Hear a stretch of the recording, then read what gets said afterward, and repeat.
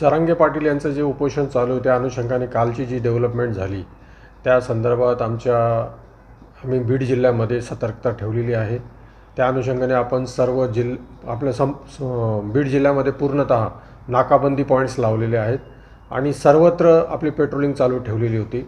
त्याशिवाय काल आम्ही संध्याकाळी 6 वाजेपासून बीड टू जालना जाणारे सर्व व्हेकल्स आंदोलनकार्यांची हे बंद केली होती आणि त्याशिवाय रात्रीच्या वेळी देखील आमचा पॉईंट होता आणि आता अजूनही आमचे पॉईंट्स सर्व नाकाबंदीचे चालू आहे।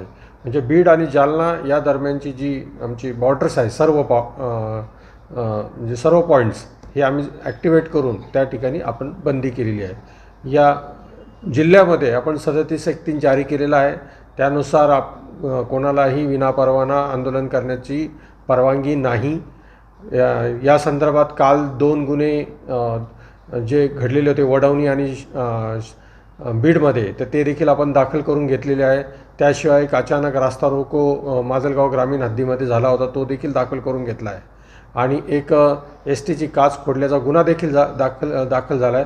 त्यामध्ये आरोपी देखील निष्पन्न करून अटक करण्यात आलेली आहे। यापुढे जे गुन्हे आंदोलनाच्या संदर्भात होतील ते गुन्हे आपण दाखल करण्याची आपली भूमिका आहे।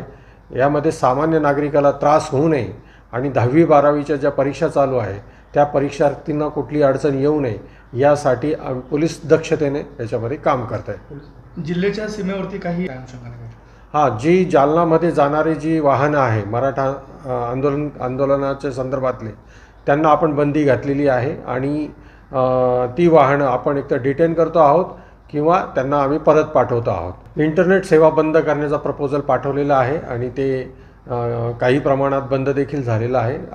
उर्वरित देखील लवकरच बंद होईल अशी अपेक्षा आहे आणि त्याशिवाय आपण नगर जिल्ह्यात सुद्धा जाणारे जे पॉईंट्स आहेत ते देखील आपण बंद केलेले आहे।